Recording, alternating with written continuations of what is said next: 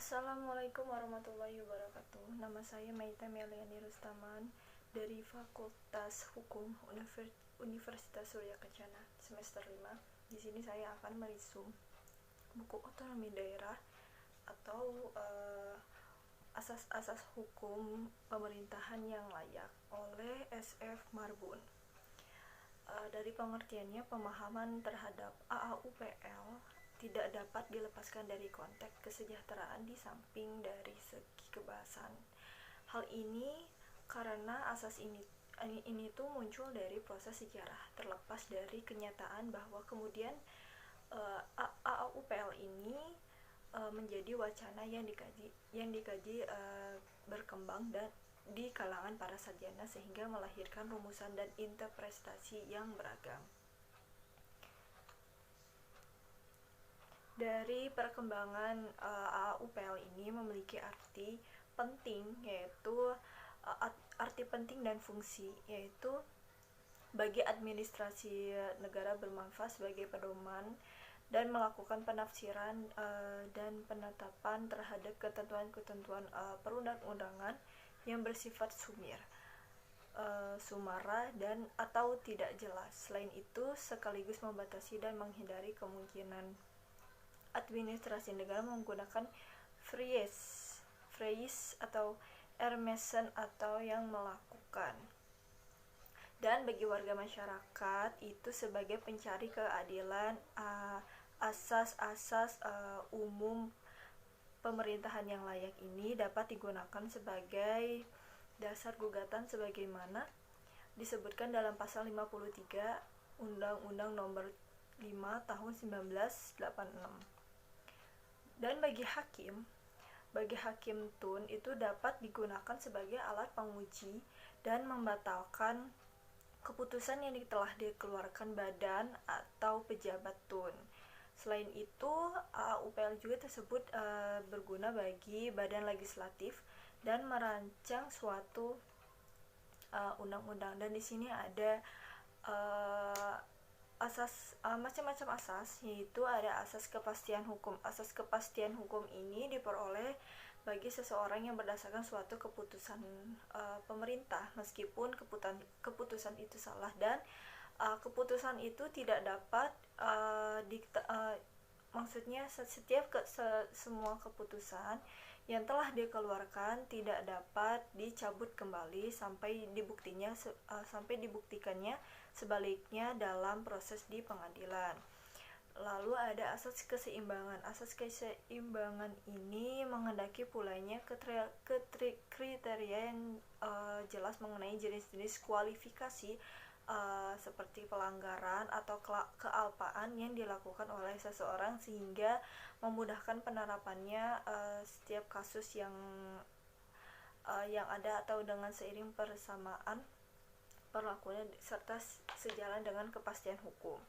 Lalu di sini ada asas kesamaan dalam mengambil keputusan. Asas ini menghendaki badan pemerintahan mengambil tindakan yang sama atas kasus-kasus dan faktanya yang sama pula. Meskipun demikian, dalam kenyataan sehari-harinya itu sukar atau berbeda, ditemukannya adanya kesamaan mutlak atau tetap dalam dua atau lebih dari kasus itu. Khusus di sini juga ada asas bertindak cermat atau asas kecermatan. Asas ini bertindak untuk melakukan berbagai aktivitas penyelenggaraan tugas-tugas pemerintah sehingga tidak dapat menimbulkan kerugian bagi warga negara itu sendiri. Lalu ada asas motivasi untuk setiap keputusan. Asas ini untuk keputusan badan-badan pemerintah yang harus mempunyai motivasi atau atasan yang cukup sebagai dasar dalam menerbitkan suatu keputusan yang dapat mungkin alasan atau motivasi itu tercantum dalam keputusannya. Terus lalu di sini ada sumber hukum menurut atau yang dikutip dari Sudikto Mertokusumo, yaitu sebagai asas hukum, yang kedua sebagai petunjuk bagi hukum terdahulu yang memiliki bahan-bahan hukum kepada hukum yang berlaku hingga sekarang, yang ketiga sebagai sumber hukum, sebagai sumber berlakunya hukum, keempat sebagai sumber dari makna kita dapat mengenal dari hukum itu sendiri, lalu yang kelima sebagai sumber terjadinya hukum. Lalu di sini ada istilah-istilah seperti good governance, good atau clean governance. Nah, good governance ini maksud dari good governance dan clean governance itu maksudnya di sini awal mulanya pada sejak tahun 1990-an istilah dari pemerintahan yang baik dan bersih itu mulai dipopulerkan di lingkungan administrasi negara. Semula istilahnya itu oleh Bank Dunia dan beberapa negara Eropa lainnya menyebutnya itu good governance dan clean governance. Good governance itu artinya pemerintahan yang baik, clean governance itu artinya pemerintahan yang bersih.